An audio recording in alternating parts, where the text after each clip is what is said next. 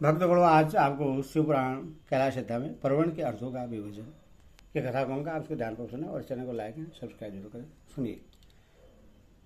वामदेव जी बोले, भगवान सदानंद संपूर्ण विज्ञानमय अमृत की सागर समस्त देवता के स्वामी महेश्वर के पुत्र हैं। पर्णतार्थित के भजन कार्तिकेय, आपने कहा है कि परवर्ण के 6 प्रकार के अर्थों का परिज्ञान अभिष्ट वस्तु को देने वाला है। यह 6 प्रकार के अर्थों का ज्ञान क्या है? पर हो वे 6 प्रकार के अर्थ कौन कौन से हैं और उनका परिज्ञान क्या वस्तु है? उनके द्वारा प्रतिपाद वस्तु क्या है और उन अर्थों का परिज्ञान होने पर कौन सा फल मिलता है? पार्वतीनंदन, मैंने जो जो बात पूछी है उन सब का समय रूप से वर्णन कीजिए। सो ब्रह्माण्य स्कंद बोले, मुनिश्रेष्ठ, तुमने जो कुछ पूछा है उससे आदरपूर्वक सुनो। समशिष्ट और विशिष्ट भाव से महेश्वर का परिज्ञान ही परमार्थ का परिज्ञान है। मैं इस विषय को विस्तार के साथ कहता हूँ। उत्तम व्रत का पालन करने वाले मनुष्य मेरे इस प्रवचन से उन 6 प्रकार के अर्थों की एकता का भी बोध होगा। पहला मंत्र रूप अर्थ है, दूसरा यंत्र भावित अर्थ है, तीसरा देवता बोधक अर्थ है, चौथा परपंच रूप अर्थ है, पांचवा अर्थ गुरु के रूप को दिखाने वाला है और छठा अर्थ शिष्य के स्वरूप का परिचय देने वाला है। इस प्रकार ये 6 अर्थ बतलाए गए हैं। मुनिश्रेष्ठ, इन 6 अर्थों में जो मंत्र रूप अर्थ है उसको तुम्हें बताता हूँ। उसका ज्ञान होने मात्र से मनुष्य महाज्ञानी हो जाता है। परवर्ण में वेदों ने 5 अक्षर बतलाए हैं।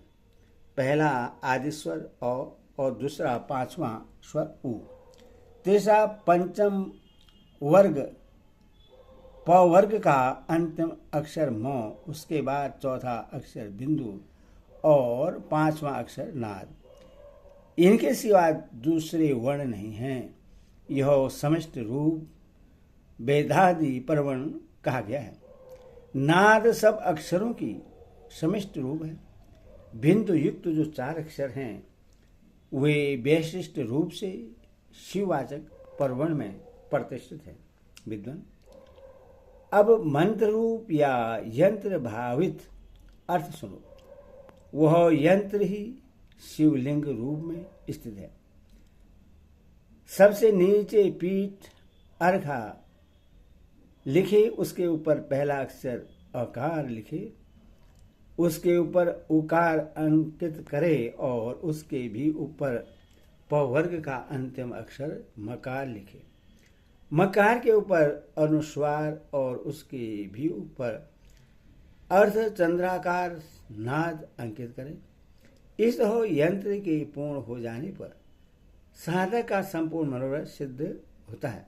इस प्रकार यंत्र लिखकर उससे परवर्ण से ही वे शिष्ट करें। उस परवर्ण से ही प्रकट होने वाले नाद के द्वारा नाद का अवसान समझे।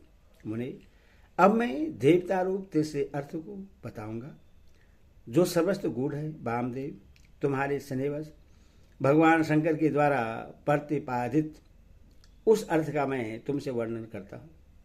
सगो जादम प्रवघामी, यहाँ से आरंभ करके सदा शिवम तक जो 5 मंत्र हैं, श्रुति ने परवर्ण को इन सब का वाचक कहा है। इन्हें ब्रह्मारूपी 5 सूक्ष्म देवता समझना चाहिए।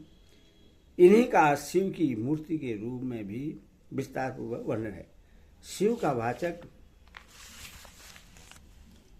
मंत्र शिव मूर्ति का भी वाचक है, क्योंकि मूर्ति और मूर्तिमान में अधिक भेद नहीं है।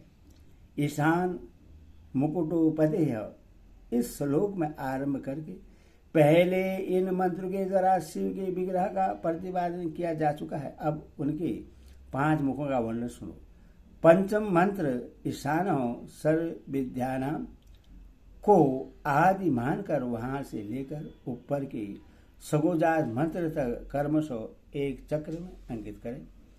फिर सगोजात से लेकर ईशान मंत्र तक कर्मशो उसी चक्र में अंकित करें। ये ही 5 भगवान शिव के 5 मुख बतलाए गए हैं। पुरुष से लेकर सगोजात तक जो ब्रह्मा रूप 4 मंत्र हैं, वही महेश्वर देव के चतुर्व्यूह पद पर प्रतिष्ठित हैं।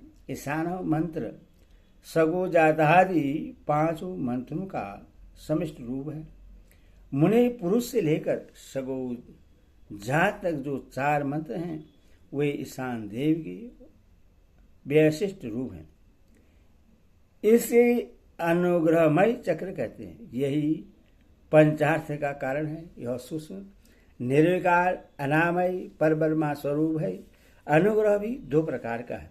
एक तो तिरोभाव आदि 5 कृत्यों के अंतर्गत है।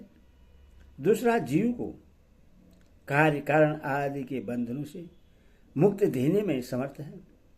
यह दोनों प्रकार का अनुग्रह सदा शिव का ही द्विविध कृत्य कहा गया है।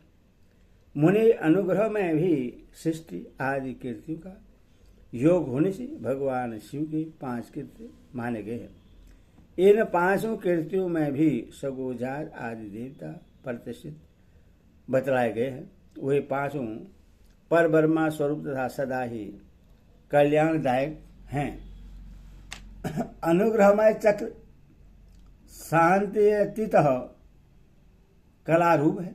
सदा शिव से अधिष्ठ होने के कारण उससे परम पद कहते हैं।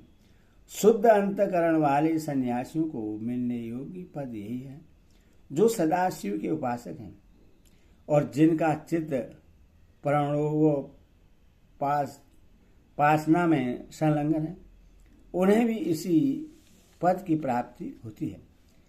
इसी पद को पाकर मुनीश्वरगण और ब्रह्मा रूपी महादेव जी के साथ परचुर दिव्य भोगों का उपभोग करके महाप्रलय काल में शिव की समता को प्राप्त हो जाते हैं। वे मुक्त जीव फिर कभी संसार सागर में नहीं गिरते। ते ब्रह्मा लोकेशु परांत काली परामृता परिमुच्यन्ति सर्वे। इस सनातन श्रोति ने इसी अर्थ का प्रतिपादन किया है। शिव का ऐश्वर्य भी यह समिष्ट रूप ही है। अर्धवेद की श्रुति भी कहती है कि यह संपूर्ण ऐश्वर्य से संपन्न है। संपूर्ण ऐश्वर्य प्रदान करने की शक्ति सदाशिव में ही बतलाई गई है।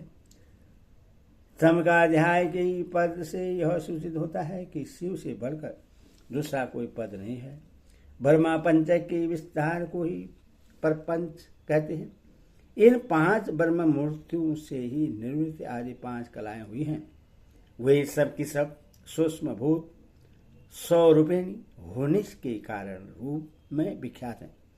उत्तम व्रत का पालन करने वाले वामदेव स्थूल रूप में प्रकट जो यह जगत परपंच है, इसको जिसने 5 रूपों द्वारा व्याप्त कर रखा है, वह ब्रह्मा अपने उन 5 रूपों के साथ ब्रह्मा पंचक नाम धारण करता है। मुनिश्रेष्ठ पुरुष, श्रोत्र, वाणी, शब्द और आकाश, इन 5 को ब्रह्मा ने ईशान रूप से प्राप्त कर रखा है।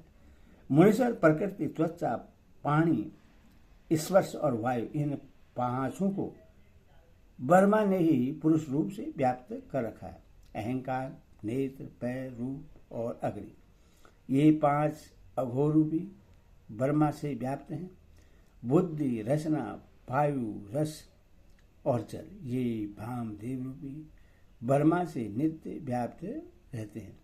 मन, नासिका, उपस्थ, गंध और पृथ्वी, ये 5 सगोजात रूपी ब्रह्मा से व्याप्त है। इस प्रकार यह जगत पंच ब्रह्मा स्वरूप है। यंत्र रूप से बतलाया गया जो शिववाचक प्रवण है, वह नाद पर्यंत 5 वर्णों का समस्त रूप है तथा बिंदु युक्त जो 4 वर्ण हैं, वही परवर्ण के व्यवशिष्ट रूप हैं। शिव के उपदेश किए हुए मार्ग से उत्कृष्ट मंत्राधिराज शिवरूपी परवण का पूर्वक यंत्र रूप से चिंतन करना चाहिए। हरि ओम। ओम नमः शिवाय।